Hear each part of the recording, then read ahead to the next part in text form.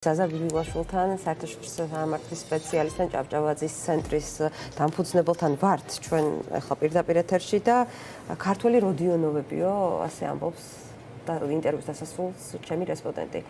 შეძლო ქართულმა ოცნებამ ამ დღების განმავლობაში რაღაცნაირად განემუხტა ეს ეჭვები, რომ საკუთარი ხალხის წინააღმდეგ გამოიყენეს ქიმიური ნივთიერება. მადლობა რომ ხართ ჩვენთან. დიდი მადლობა მოწვევისთვის ელისო და მივესალმები პირველ რიგში ივანიშვილის რუსულ ციხეში მყოფ ათეულობით პოლიტპატიმარს, პატრიოტებს, რომლებიც ციხეში არიან მხოლოდ იმიტომ, რომ ისინი იბრძვიან ამ ქვეყნის თავისუფლებისა და დამოუკიდებლობისთვის. აქედანვე გამომდინარეობს ალბათ თავარი პასუხი ამ კითხვაზე, რომელიც დაისვა, გამოიყენა თუ არა ივანიშვილის რეჟიმმა საკუთარი ხალხის წინააღმდეგ ქიმიური იარაღი და მე მგონია რომ არ გამოუყენებია ვინაიდან ეს რეჟიმი ამ ხალხს საკუთარ ხალხად არ მოიაზრებს. ეს არის რუსული რეჟიმი.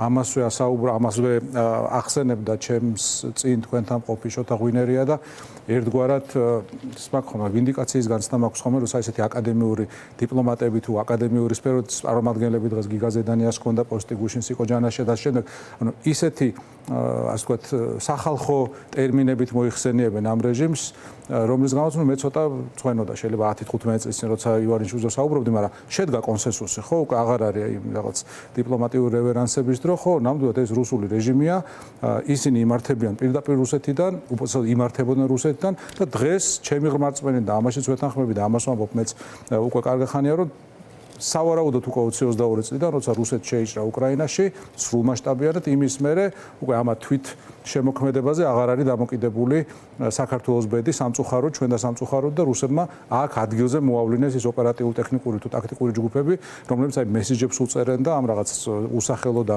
უგვარო რაღაც ნომრიან ქოცებს უბრალოდ ახმოვანებინებენ.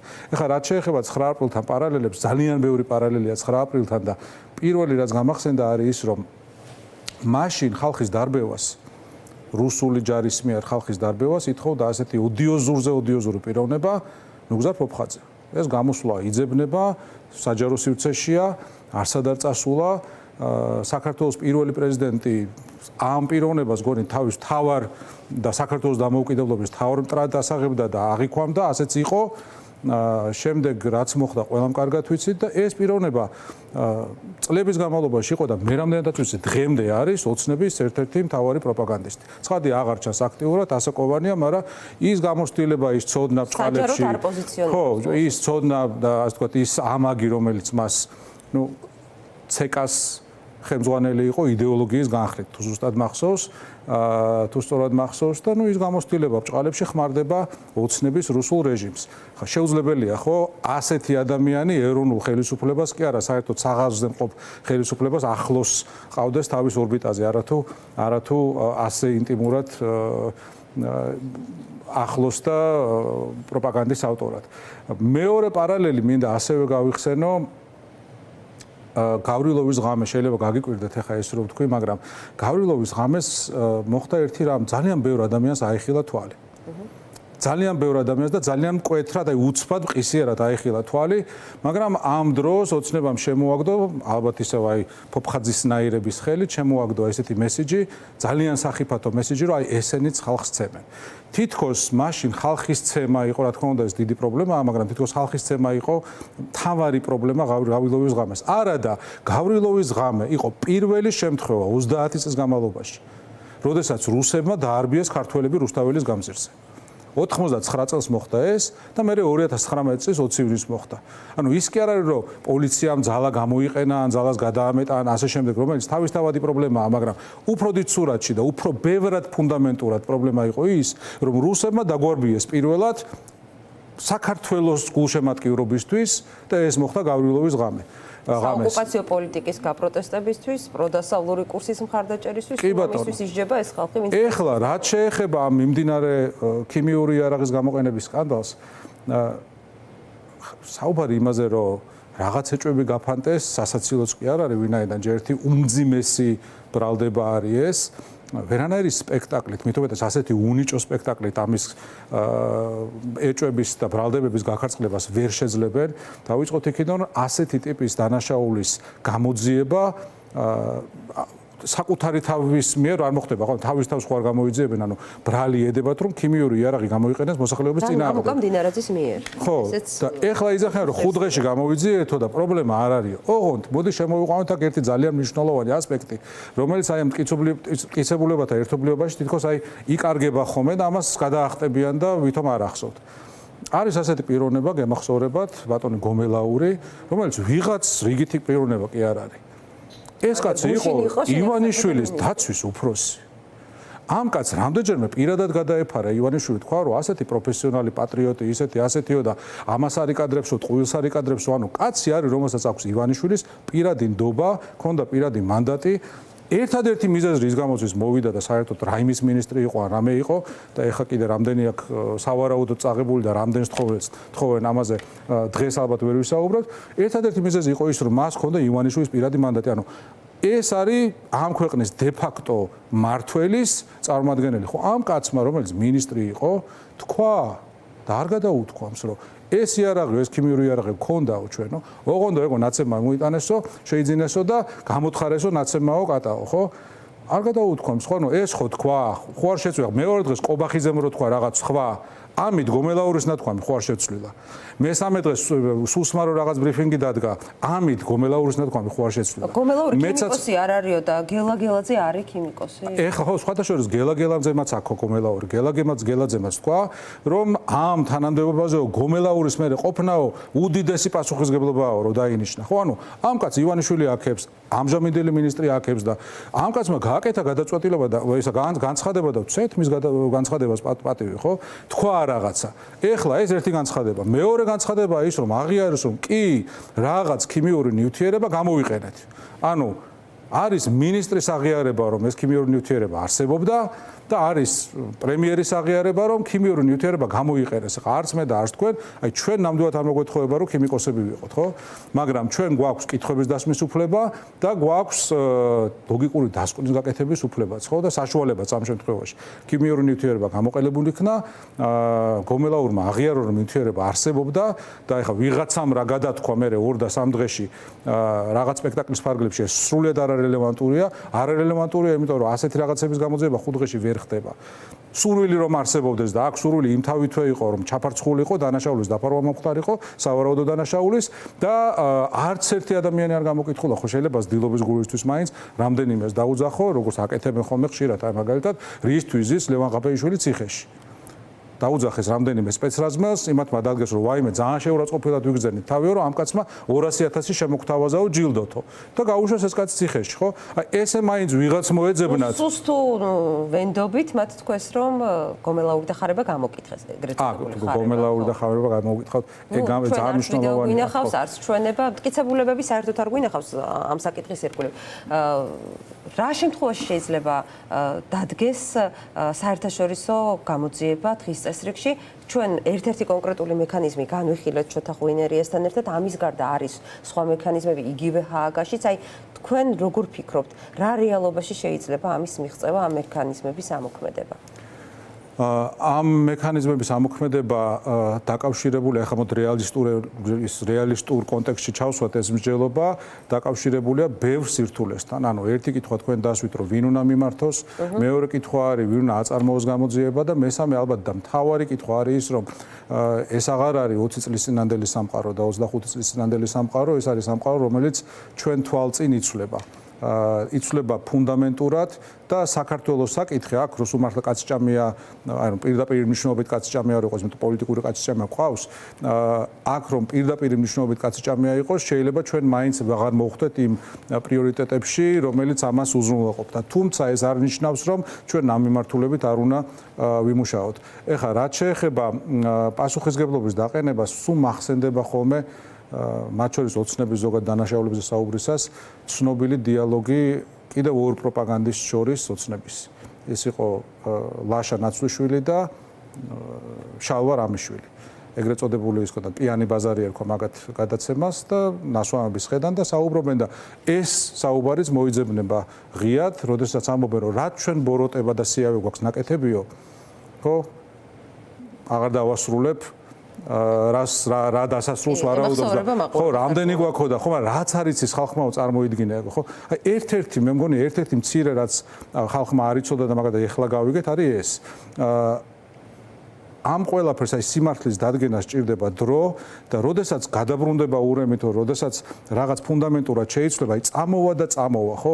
განსხვავებით იგივე წინა ხელისუფლების დროიდან ხა. წინა ხელისუფლების დროს მუშაობდა რუსული პროპაგანდა, კგბ-შნიკური პროპაგანდა სრული მასშტაბით და სხვათა შორის იქიდან ხა ნაწილი აქეთ არის გადმონერგილი, სამომავლოდ, ასე თქვა და მოვა ამაზე საუბრის დროს, მაგრამ პრაქტიკულად ყველა მითი რომელიც არსებობდა მაშინდელთან დაკავშირებით ჩამოიშალა, ხო? რა ვიცი ხა, ნახეთ, აი უკრაინაში მოხდა მაიდანი და მე შევიდნენ იანუკოვიჩს, იქ ოქროს უნიტაზები ქონდა, მართლა ოქროს ზოდები ქონდა და ასე შემდეგ და ასე შემდეგ, ხო და რა ვიცი, სააკაშოს ერთი გაუბედურებული ვენახი აქვს სყვარელში, ხო? და აი ამის მიღმა არ აღმოჩნდა, ხო, არაფერი. სად არის ეს ელიტური კორუფცია? იმ ვენახზე. სად არის ლარი ბენზინიდან? სად არის ლარის ბენზინიდან და ასე შემდეგ და ასე. ის ვენახე სასაცილოა თუ ყოფილიყარ თუ გინახავთ ის პატარა სახლი, ხო? ეხლა ოცნების გამგებლის მოადგილის, ისა რა ქვია, თანაშემწე არიკადრებს ისეთ სახლს, რაც იქ სააკაშვილსაა, ხო? აი ამ დონის კორუფციაში ცხოვრობენ ესენი და ეხლა საუბარი იმაზე, რომ რაღაცით რაღაცა გადაფარონ და აქ წერტილი დასვან არის სრულიად ზედმეტი, ეს არ მოხდება. ეს მჯერა ის საკითხია, რომელსაც ვერ ჩამოიყვანენ დღის რიგიდან. შეეცდებიან ამის გაკეთებას, მათ შორის, რა ვიცი, რომელიმე კლოუნს გამოიყვანენ, ისე რაღაცას ალაპარაკებენ, ან შეიძლება ამაზე დიდი დანაშაული ჩაიდინონ, უფრო შემზარავი დანაშაული ჩაიდინონ, რომ ეს დაგვავიწყონ, ეს მათი ხელწერაა. მაგრამ არის რაღაცები, რაც არ ხრება, არის რაღაცები, რაც მუდმივად რჩება და აკუმულირდება და ჩვენ ხედავთ ახლა იმ მდგომარეობას, ოდესაც აი ჩვეულებრივი ადამიანები, რომელსაც მართლა ჩვეულებრივი მიმდინარე პრობლემები აქვთ, თვიდან თვემდე თავის გატანაზე ფიქრობენ, ზოგი სწავლის დასრულებაზე ფიქრობს აი იმ ვითარებაში, როდესაც რეალურად სწავლა განათლების დასასრულს აანონსებენ, ხო ეს უსწავლელები, მაგრამ კალაძის და ყაველაშვილის პატრონები საუბრობენ განათლების რეფორმაზე, ცინიზმის მწვერვალია, ხო? აი ამ ვითარებაში თქვა ჩვეულებრივი ადამიანები ამ ყველაფერს აღიქვამენ აბსოლუტურად მართებულად. აღიქვამენ როგორც პირად შეურაცხყოფას, პირად დაცინვას, პირად გამოწვევას, რომელსაც უნდა ყველა ჩვენგანმა პირადად გავცეთ პასუხი. ეს არ არის პოლიტიკური გემოვნების საკითხი. დიდი ხანია ამას გაცდა. დიდი ხანია გაცდა პოლიტიკური გემოვნების საკითხი. აქეთ არის მთელი ქართველი საზოგადოება, მთელი ქართველი ხალხი, მთელი ქართველი ერი და იქით არის რაღაც, არ ვიცი ხა ხუნტა დავარქვა თუ დაჯგუფება დავარქვა დანაშაულებრივი თუ რაც გვინდა დავარქვათ, ხო, მაგრამ ანუ პატარა ინტერეს ჯგუფი, რომელიც კოლოსალური კორუფციის სანაცვლოდ ყიდის და რეალურად გაყიდა უკვე ამ ქვეყნის მომავალი. აი ჩვენ ვატყობთ, რომ ივანიშვილის რეჟიმს ძალაუფლების შენარჩუნების გზაზე რაღაცა მადა აქვს ულიმიტო, ხო? აი ხვალ ესეც ცინიზმის ნაწილია ადამიანის უფლებათა საერთაშორისო დღეს მესამე მოსმენი დაჩქარებული წესით მიიღებენ ახალ კანონს, ტროტუარზეც უკრძალავენ ადამიანს პროტესტის გამოხატვას. აი აქ ამ გზაზე მუხრუჭი რა შეიძლება გახდეს ივანიშვილისთვის? ერთს დავამატებდი იმას, რომ არა მხოლოდ ივანიშვილი ცდილობს ძალაუფლების გამტკიცებას და კონსოლიდაციას, არამედ გაცილებით უარესად არის საქმე რუსები ცდილობენ ამ საზოგადოების ტრანსფორმაციას. აი ეს განათლების ეგრეთ წოდებული რეფორმა, სინამდვილეში ანტირეფორმა, ზოგი დეფორმას ეძახის. ამის ნაწილია, რომ ჩვენ წაგუშალონ მეხსიერება, გაზარდონ მომავალი თაობა და თაობები, მორჩილ, უბირ, კითხვების არ დამსმელ უსახურ მასად, რეალურად შეცვალონ ამ საზოგადოების დნმ. ანუ ქართველები, რომლებსაც ჩვენი ისტორია ჩვენი თავი მოგვაქვს როგორც თავისუფლებისთვის მებრძოლი ერი, უცებ გახადონ აი ამ პროპაგანდის მსხვერპლ დაზომბებულ რაღაც მასად. ეს არის მათი მიზანი და ეს ბევრად უარესია, ვიდრე უბრალოდ ავტორიტარიზმი. ეს არ არის უბრალოდ დიქტატორი, რომელიც ხელიდან არ უშვებს სადავეებს მმართველობის, ხო? ეს არის ბოროტი დიქტატორი, რომელიც წამლავს კომპრომისით, წამლავს აი კონკრეტო ეს კორუფცია ხო უბრალოდ ფულის აღებმიცემობა არ არის, არა? კორუფცია არის ის, რომ შენ კონკრეტულ ადამიანს მის გარშემო ყველას წამლავ, ანუ კორუფციაში უშუალოდ მონაწილე კი არა, კორუფციის ბენეფიციარიც კი უკვე საზოგადოებრივად უარგისია. რომ იცის იმან, საიდან მოდის მისი მანქანა, საიდან მოდის მისი ტანსაცმელი, საიდან მოდის ლონდონში თუ მილანში საგულაო ფული და ასე შემდეგ. იცის და ჩუმად არის. აი ეს დუმილი არის ის, რაც აფუჭებს ასეთ ადამიანებს, როგორც მოქალაქეებს და ამაზე დგას ივანიშვილი, ამაზე დგას საქართველოში რუსეთი. ეხლა რამ შეიძლება ეს შეცვალოს? ესეთი გლობალური კითხვაა, მაგრამ შეიძლება შეცვალოს იგივე რახან პარალელი ქონდა 9 აპრილთან. სინამდვილეში ძალიან ბევრი პარალელია 99 წელთან. ეს არის ის დრო, როდესაც რუსეთის იმპერია მართლა ყანყალებს და მას აყალებს ორი გარემოება. ხო, ერთი დავუშვათ საქართველოში არსებობს პატრიოტული ძალები და ეს არის მთელი ქართველი ხალხი და მეორე რაც ბევრად უფრო მნიშვნელოვანია, ხო, მეორე არის უკრაინის ფრონტი და მთელი ცივილიზებული სამყარო, რომელიც უკრაინას უდგას გვერდით. აქ ორი გამოსავალია, ერთი ის რომ რუსეთი დაინგრევა, როგორც დაინგრა საბჭოთა კავშირი 9 აპრილიდან 2 წელიწადში და მეორე რუსეთი დაინგრევა ოღონდ ცოტა მერე. რუსეთი დაინგრევა ცოტა მერე. ის გააზიარეთ, ხო? კი, რუსეთი დაინგრევა ცოტა მერე იმ შემთხვევაში, თუ მას ტრამპი მიეშველება დღეს. მაგრამ გავიხსენოთ ახლა ცოტა უფრო ძველი მაგალითი 1938 წელს ნევილ ჩემბერლენი დაბრუნდა ლონდონში, ააფრიალა რაღაც ხელმოწერილი დოკუმენტი, თქვა, რომელიც მან ჰიტლერთან ერთად, რომელსაც ხელი მოაწერა მიუნხენში 38 წელს და თქვა, რომ მე ჩამოგიტანეთ მშვიდობა ევროპის კონტინენტზეო და ევროპის კონტინენტზე ერთ წელიწადში დაიწყო სოფლიო ისტორიაში ყველაზე დამანგრეველი ომი. ეხლა ის, რაზეც დღეს საუბარი მიდის, რომ თითქოს უკრაინაში მშვიდობა უნდა დამყარდეს, ეგ ვერ იქნება მშვიდობა იმ ფორმით, რა ფორმითაც დღეს მიდის ამაზე საუბარი. ვერ იქნება ეს მშვიდობა. მშვიდობა არ შეიძლება დაამყარო კაცჭამიასთან, რომელიც ყოველდღიურად გემუქრება, რომელსაც გაცხადებული აქვს თავისი მიზნები. იქნება ეს დოქტრინა. რასაც აჩვენებს მთელი ეს წარსული. დღეს იყო სხვადასხვა ხოდორკოვსკის ჰქონდა ამაზე გაზიარებული ასევე ძალიან საინტერესო ჩამონათვალი. თუ რა დაპირდა კონკრეტულ შემთხვევაში პუტინი ხალხს და მსოფლიოს და რა გააკეთა მან ცოტა ხანში, ხო? იქნება ეს ნატოს გაფართოებასთან დაკავშირებული ქმედებები, უკრაინის მომავალთან დაკავშირებული ქმედებები, ყირიმთან დაკავშირებული ქმედებები. თქვა რომ ყირიმი რა შუაშია, ხო, ჩვენ არანაირი პრეტენზია ყირიმთან დაკავშირებით არ გვაქვსო ეს თავის მმართველობის ადრეულ ეტაპზე და ასე შემდეგ და ასე შემდეგ. ანუ ეს არის სახელმწიფო, რომელიც ამ ფორმით ვეღარ იარსებებს. მას სურს რომ აღადგინოს იმპერია და ესეც რაღაც ტიპის ისტორიული ლოგიკაა. მაგრამ მას აღარ გააჩნია იმის რესურსი, ახლა წარმოიდგინეთ, რა ვიცი, 120 წლის კაცია და სულს რო თავიდან დაიწყოს ცხოვრება და ბედნიერება და დაოჯახება და გამრავლება. ხო, აღარ გამოსდის ამ რუსეთს, ხო? აღარ გამოსდის. კი, ცხადია, აქვს იარაღი და ამ იარაღით აშანტაჟებს სამყაროს, მაგრამ სხვა რესურსი, ეკონომიკური, დემოგრაფიული, ფინანსური, ენერგეტიკულიც კი აღარ გააჩნია. ევროპამ შეწყვიტა, მიიღო გადაწყვეტილება, რომ ნულამდე დაიყვანს რუსეთზე ენერგოდამოკიდებულებას, რაც არის გადამწყვეტი სიტყვა ამ ომში. და ქვეყნის შიგნითაც არც ივანიშვილის რესურსი არ არის ამოუწურავი ძალაუფლების შენარჩუნებისათვის და ამას ჩვენ ვხედავთ იგივე ბიუჯეტს, რომელსაც ხვალ დაამტკიცებენ, იქაც იკვეთება, რომ ისეა საკითხები გადაწყვეტილი, რომ ჩანს ამათ თანხების შეგროვება ბიუჯეტში უჭირს კიდეც, იმიტომ რომ ძალადობრივ მანქანას უნდა შენარჩუნება. ამ შემთხვევაში წინააღმდეგობა უწყვეტი.